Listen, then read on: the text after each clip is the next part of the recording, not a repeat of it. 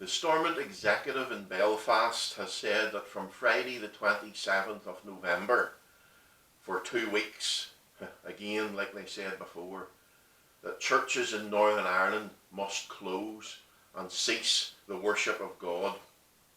Well, I want to say something about that, because most of the churches and most of the pastors in this wee country, for all their shouting and strength in previous generations of no surrender, seem to be capitulating and rolling over and getting their tummies tickled like good wee obedient puppy dogs. I want to ask you, if you're a Christian, if you're a pastor, if you're an elder or a deacon, a few questions about your Christianity. Number one, did God know about COVID-19 when he inspired the scriptures? Of course he did. He knows everything. And when he inspired the scriptures, therefore, knowing about COVID-19, what exceptions did God put into the scriptures that worship should cease when a certain pestilence called COVID came along? What exceptions? Oh, no exceptions. It's just the same as every other plague that has plagued humanity in the whole of history. So that's question one. Question number two. Is the Bible God's rule of faith and practice in the church? Is the Bible what we believe, what a Christian believes, but not only believes, what a Christian does? What do Christians believe and do? Read the Bible. The Bible is our rule of faith and practice. Surely it is. Third question. Does God command repeatedly in the Old and New Testament that he is to be worshipped and his ordinances are to be observed perpetually? That is, till the end of time. Do we observe the ordinances and worship God perpetually? Do you believe that, as the Bible teaches? If you did, you wouldn't have stopped the ordinances the first lockdown, nevertheless the second supposed lockdown. Of course, God commands that he is to be worshipped in the Bible. He commands that, and his ordinances are to be observed to the end of time.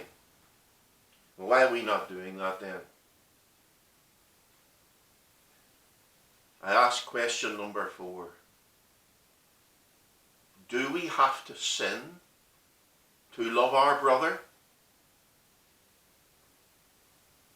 What is the biblical definition of sin? There are a few definitions: falling short of God's glory, not making the mark. But the one in 1 John, sin is the transgression of God's law. Sin is to break God's law. Do we have to break God's law to love our brother?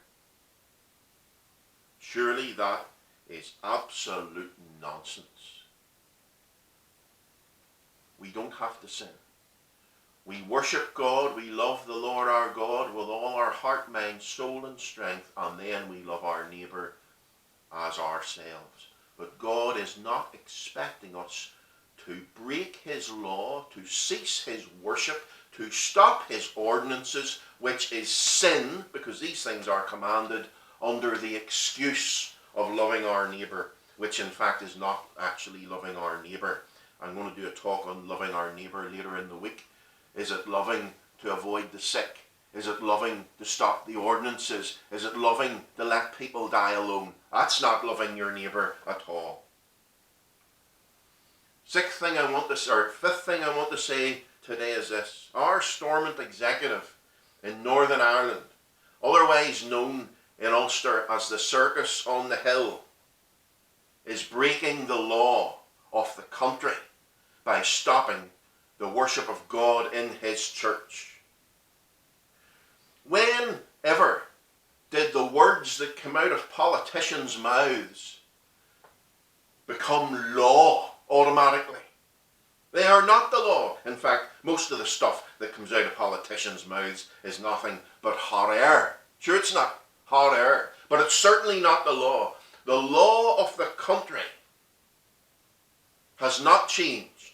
And the Stormont Executive and the MPs in Westminster have broken the people's law by stopping church.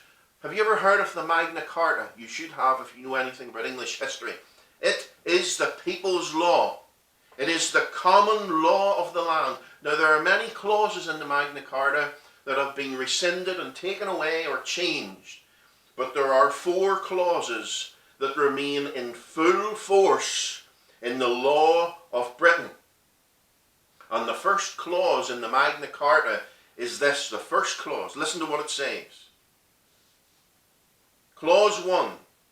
First, that we have granted to God, and by this present charter, that is the Magna Carta, have confirmed for us and our heirs in perpetuality that the church shall be free and shall have rights undiminished and liberties unimpaired.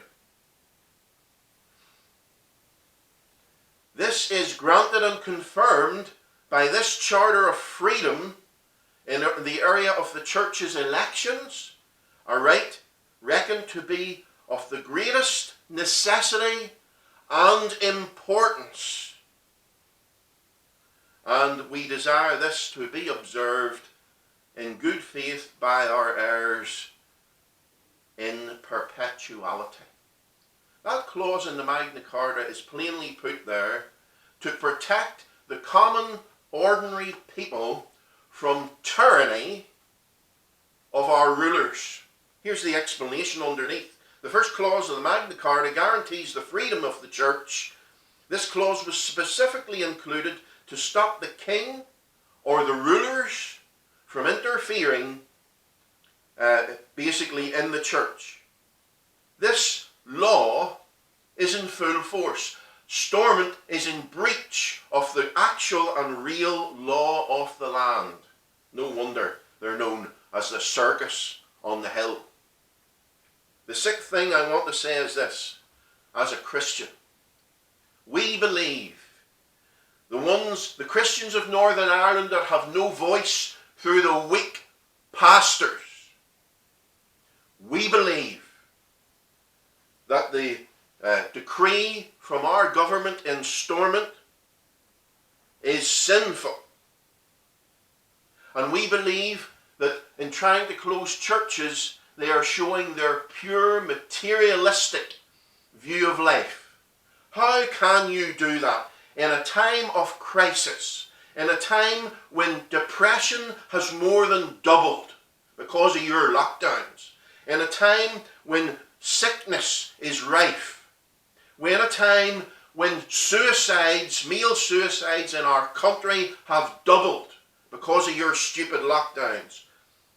How can you say, oh, close the churches? People's inner life, their spiritual life is not important. We can close the churches and let people be sick and afraid and die alone. That just shows your purely materialistic view of the human being. Well, I, for one, am saying to you in power and anyone else listening, we Christians believe that worship of God and helping the sick and all those things that Christians do and should be doing is more important and more essential than buying a roll of wallpaper. And if you don't think that, let me say in all reverence, God help you. Thank you.